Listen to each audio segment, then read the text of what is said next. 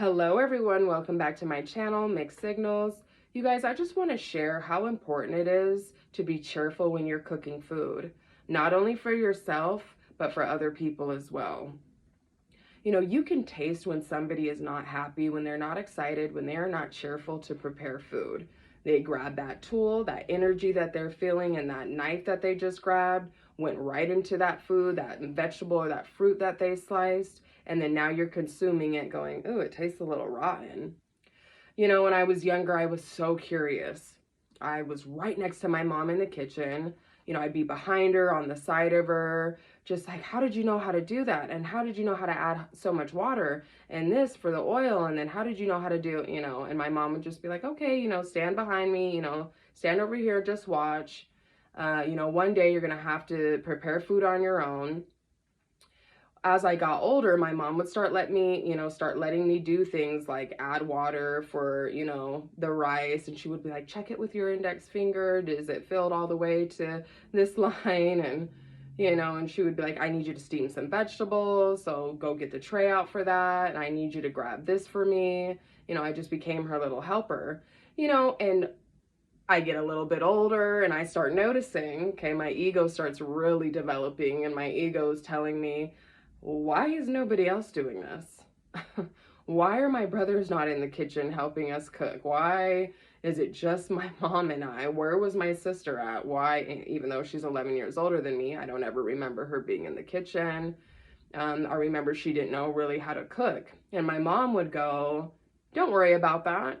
They're not interested. They're going to become adults one day and they're going to be calling mommy and asking, how did you make that? Can I get your recipe? Which was very true. They did. My older brother did know how to cook.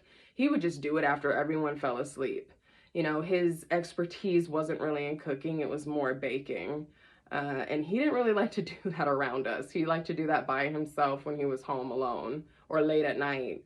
So, again, I'm going to go back to how my ego would get in the way and it would start getting upset and start comparing. And I would say things again like, how come nobody else has to be in here and it's just me? Because then it became a task for me.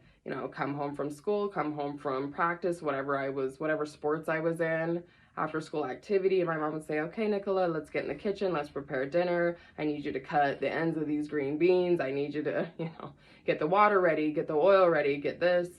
And I'd be like, why is nobody helping? And she'd go, don't worry about that. It has nothing to do with anything. Guys, when I got older, I still had that ego of, why is my boyfriend not in the kitchen helping me? Why are my friends not in the kitchen helping me? They're just sitting around watching or like waiting for me to prepare this food. And I know why. They didn't have the excitement. Okay, they weren't cheerful. They weren't happy. It was always, oh, I don't want to cook. I hate cooking. I can't stand it. It's so annoying to me. It's such a process. And I would say things like, well, how are you going to eat? Like, how do you eat? I'll just go and get something to eat. Okay, like Starbucks was their cook, or whatever coffee shop that came around, or, whatever fast food on the corner was available. I'd be like, how can you just eat that every single day? They'd be like, because it's easy. It's just easier to pick food up than cook it.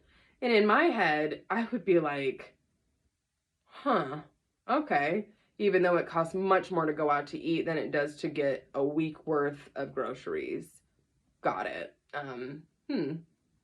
So I'm going to tell you guys this story about how, I'm dating this guy. We're living together and, well, we've been together for quite some time, like 5 years at the time. And I had asked him one day, hey, we're getting ready to go on vacation. I'm trying to get a little overtime. Can you prepare a smoothie for me? And I'm going to come pick it up in like 20 minutes. I'm only trying to take 20 minutes and get, some extra time and get overtime. Have a little extra money for this vacation.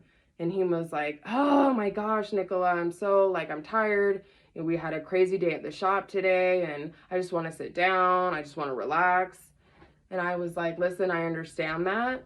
But again, I'm trying to get a little bit more money towards our vacation. He was like, fine, I'll do it, whatever. And I was like, oh, okay. Well, don't have that attitude when you make my smoothie though. Be happy, okay, please. And guys, I go home, get the smoothie. I take a sip of it and it literally, guys, Not that I know what dumpster juice tastes like, okay? Trash tastes like, but it tasted like sewer. It tasted like that rotten smell, okay? Right? I spit it out, poured it out, and instantly called him and I said, listen, this tastes bad, like rotten. What did you use? And he's like, well, everything that you use in your, your smoothie, the spinach, the blueberries, your mango, your pineapple, your protein powder. He's like, maybe something was rotten. I said, no, there's no way anything was rotten. I did this yesterday. What's going on here? I was like, that tasted horrible. He's like, I don't know. He was like, must have been something in the food. And I was just like, no. And he's like, anyway, I gotta go. I'm at work. I said, all right, let's get off the phone. For like 3 hours at work, I'm just thinking about this over and over. Like, why is this not good? Like, oh man, I didn't even get to eat. It was left such a nasty taste in my mouth. And then it hits me of, he wasn't excited to do it in the first place. He wasn't cheerful in the first place. No wonder my smoothie tasted like this. No wonder it tasted rotten, because he wasn't happy to do it. I get home and I ask, I said, how are you feeling when you made that smoothie? Well, first I couldn't find this and I couldn't find that. And then second, I was yelling. I was all over the place. I was cussing around and I was like, oh my gosh, no wonder it tasted rotten, right? You weren't happy. You weren't cheerful to make my food. I was like, that'll be the last time I ask you to do that. All right, you guys, allow that to sink in.